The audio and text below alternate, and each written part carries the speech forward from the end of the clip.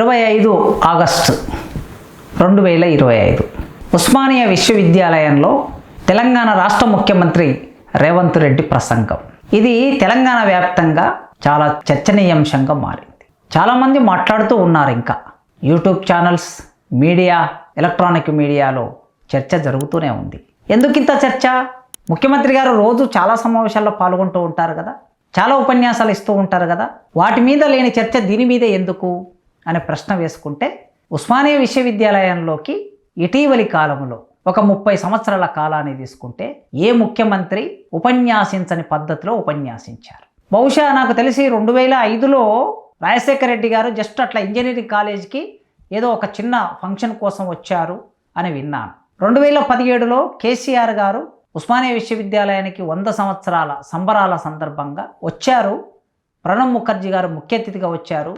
కానీ కేసీఆర్ గారు ఆ వేదిక మీద నుంచి ఒక్క మాట కూడా మాట్లాడలేదు. 2005లో రాజశేఖర రెడ్డి గారు ఇంజనీరింగ్ కాలేజీకి వచ్చారని విన్నాను. కేసీఆర్ గారు మాట్లాడలేదు. అంటే దాదాపుగా 30 సంవత్సరాల కాలంలో ఏ ముఖ్యమంత్రి కూడా ఉస్మానియా విశ్వవిద్యాలయంలో అంత సమయాన్ని గడిపిన సందర్భం లేదు. రేవంత్ రెడ్డి గారే గడిపారు. ముఖ్యంగా ట్యాగూర్ ఆడిటోరియం నుంచి మాట్లాడిన వాళ్ళు కూడా ఎవరూ లేరు.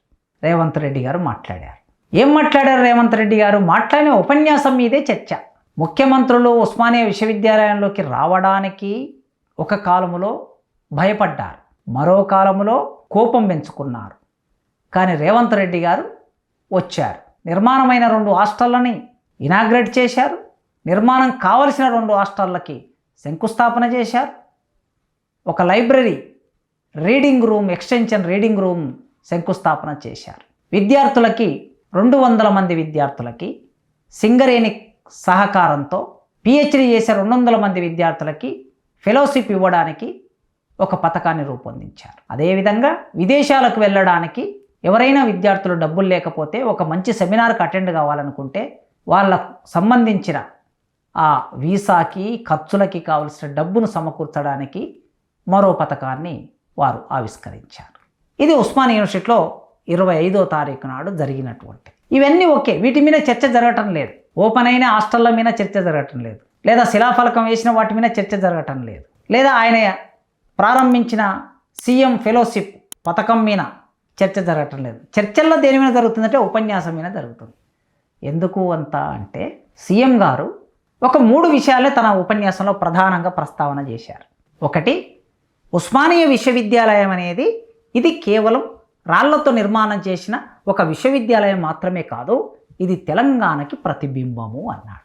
తెలంగాణ నలుమూలలో ఏ సమస్య వచ్చినా మొట్టమొదట చర్చ జరిగేది, మొట్టమొదట ఉద్యమానికి పునాది పడేది ఈ ఉస్మానియా యూనివర్సిటీ నుంచే.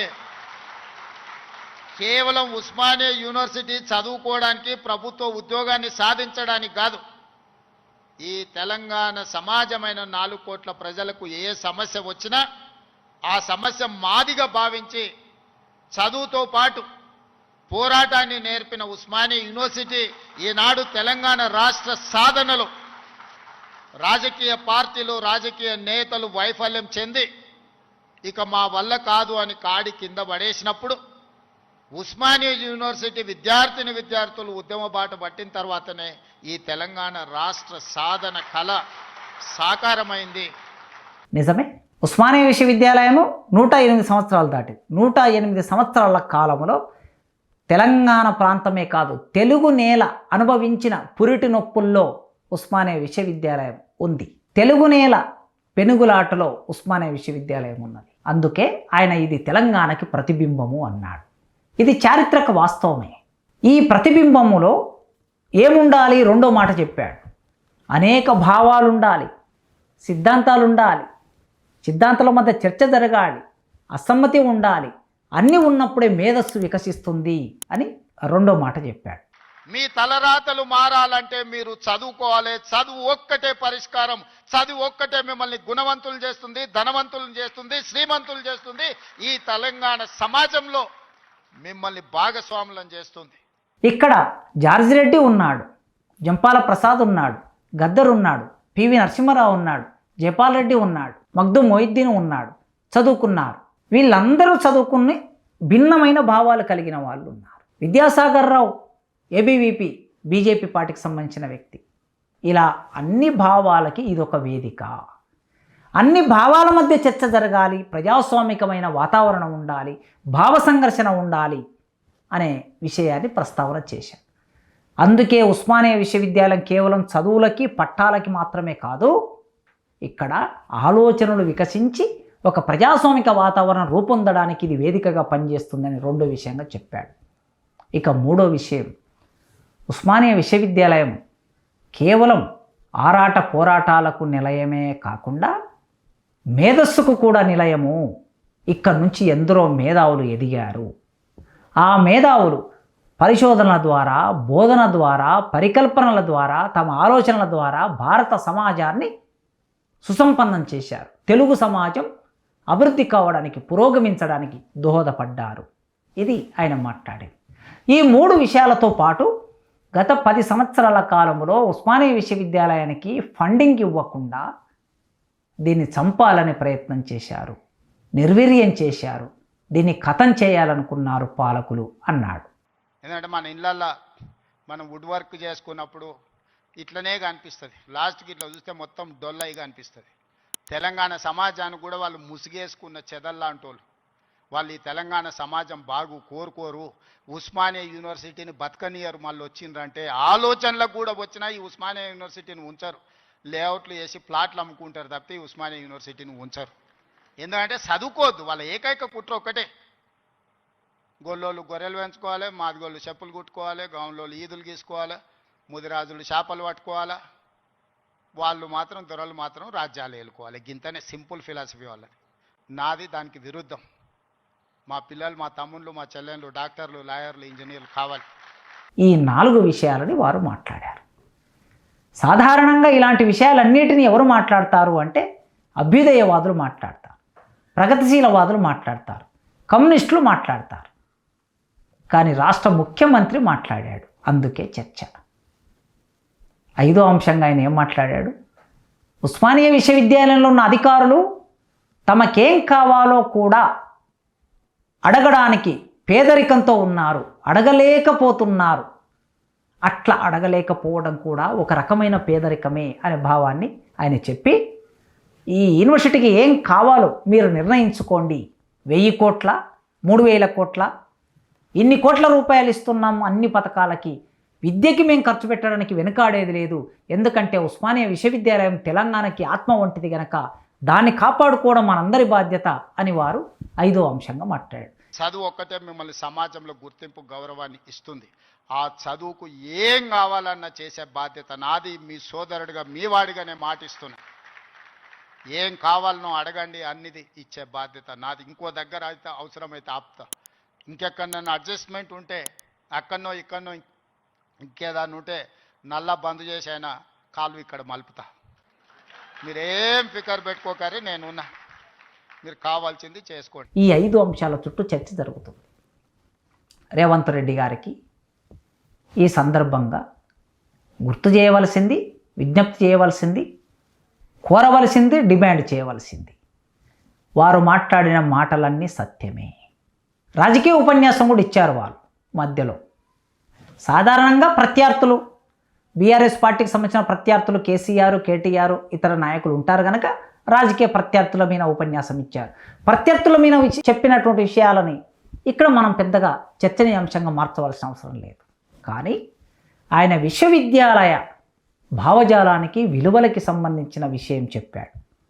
ఆ విషయాల సందర్భంలో ఆయనను అభినందించవలసిందే. అంత మాత్రమే కాదు, వారు మాట్లాడిన ప్రతి మాటకి వారు కట్టుబడి ఉండవలసింది. కట్టుబడి ఉండకపోతే చరిత్రలో వారు మాట్లాడింది ప్రపంచం అంతా చూసింది. ఇవాళ సోషల్ మీడియా వచ్చింది కనుక మొత్తం లైవ్, ఆ లైవ్ అంతా ప్రపంచం విన్నది. అందుకే వారు చెప్పిన 3000 కోట్లలో మేము గత 10 ఏళ్ళుగా అడుగుతూ ఉన్నాం. ఉస్మానియా విశ్వవిద్యాలయ అధ్యాపకుడిగా, ఇక్కడి విద్యార్థిగా 10 సంవత్సరాలుగా అడుగుతున్నాను నేను.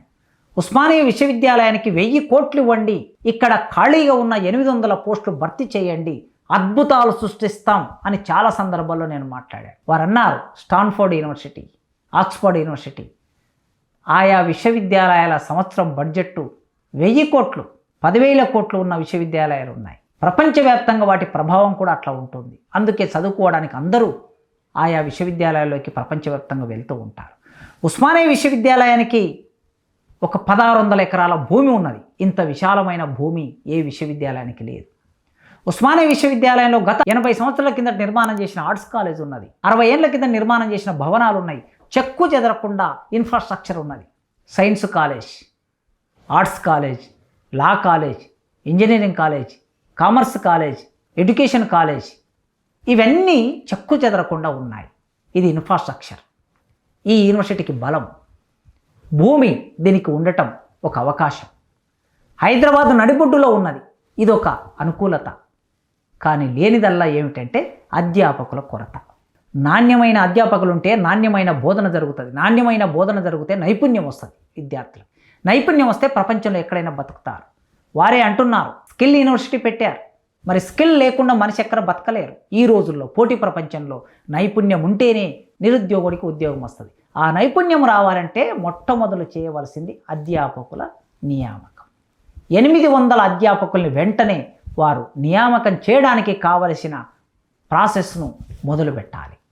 ఇది ఒకటి. 2, వారు డిసెంబర్లో వస్తాను ఆర్ట్స్ కాలేజీ ముందు. ఎవరైనా సరే, పోలీసులు ఎందుకు కాపలా ఉండాలి నా సభకి? ఎవరైనా నిరసన వ్యక్తం చేస్తే వాళ్ళని ఎందుకు అడ్డుకోవాలి? అడగని, ఏమడుగుతారో వాళ్ళతో మాట్లాడతా. ఆర్ట్స్ కాలేజీకి వస్తాను, ఆర్ట్స్ కాలేజీ ముందే సభ పెడదాం డిసెంబర్లో అన్నారు. మళ్ళీ నేను వస్తా. ఠాగూర్ ఆడిటోరియం కాదు, ఠాగూర్ ఆడిటోరియం కాదు. మా వీసీ గారికి, మా పోలీస్ సిబ్బందికి చెప్తున్నా, ఆ ఎల్ల నేను వచ్చిన రోజు క్యాంపస్ లోపల ఒక్క పోలీసు కూడా పెట్టకండి. ఏ విద్యార్థులు ఏ నిరసన అయినా తెలపనియండి. నిరసన తెలిపే స్వేచ్ఛ కూడా వాళ్ళకి ఇద్దాం. ఆర్ట్స్ కాలేజ్ ముందు మీటింగ్ పెడతా. మీకు కావలసిన 100 కోట్ల నిధులు ఇస్తా. మళ్ళీ మీటింగ్ ఆర్ట్స్ కాలేజ్ దగ్గరనే, అక్కడ ఇక్కడ కాదు. చాలా మంచి ఆలోచన. అమెరికా అధ్యక్ష ఎన్నికల్లో పోటీ చేస్తున్న వాళ్ళు పబ్లిక్లోకి వెళ్ళి మాట్లాడతారు. పబ్లిక్ వీళ్ళు ఏమనుకుంటున్నారో వీళ్ళు మాట్లాడితే వాళ్ళు ప్రశ్నలు అడుగుతూ ఉంటారు. ఆ ప్రశ్నలు అడగటం, వీళ్ళు సమాధానం చెప్పడం, ఒక మేధో చర్చ జరుగుతుంది దేశానికి సంబంధించి. అలాంటి మేధో చర్చ జరగడానికి విద్యాలయంలో అలాంటి చర్చ జరగటం అనేది చాలా అవసరం, చాలా అనివార్యం. అందుకే వారు డిసెంబర్లో రావడం కన్నా ముందే కనీసం 1000 కోట్ల బడ్జెట్ను యూనివర్సిటీకి విడుదల చేయాలి. ఆ తర్వాత విద్యార్థి సంఘం ఎన్నికలనేది వారు ప్రస్తావించలేదు. కానీ విశ్వవిద్యాలయాలు పునరుత్తేజంతో ఉండాలంటే, నిత్య చైతన్యంగా ఉండాలంటే, నిత్య చలనంలో ఉండాలంటే విద్యార్థి సంఘం ఎన్నికలు ఉండాలి. వారు ఉపన్యాసంలో ఒక మాట ప్రస్తావించారు. దానికంత ప్రాధాన్యత ఇవ్వటం లేదు చాలామంది. రాజీవ్ గాంధీ గారు అధికారంలో ఉన్నప్పుడు 18 ఏళ్లకే ఓటకు కల్పించాడు. ఓటేసే వారికి 18 ఏళ్ళు, ఎమ్మెల్యేగా పోటీ చేసే వారికి 25 ఏళ్ళు ఎందుకు ఉండాలి?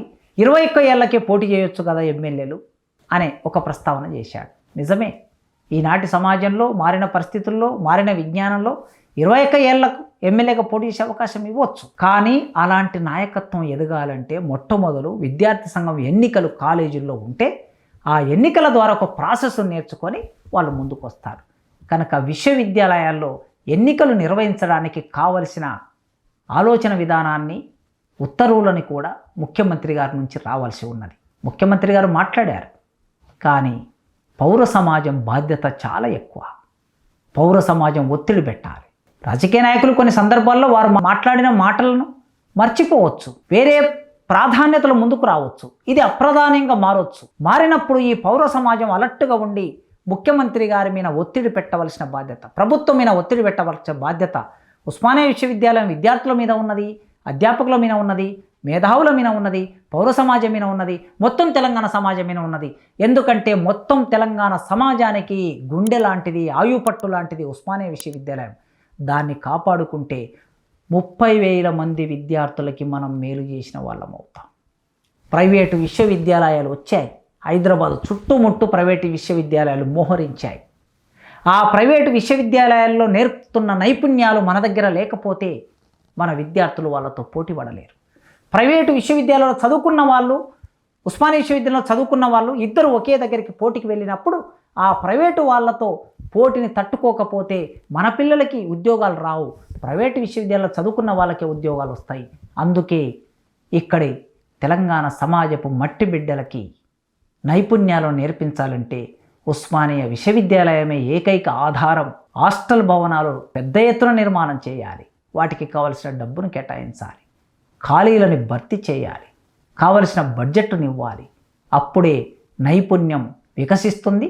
రేవంత్ రెడ్డి గారు మాట్లాడిన ఈ మాట, వారి మాట మీద వారు కట్టుబడి నిలబడి ఖచ్చితంగా ఈ యూనివర్సిటీని పూర్వ వైభవం తీసుకురావాలని కోరుకుందాం.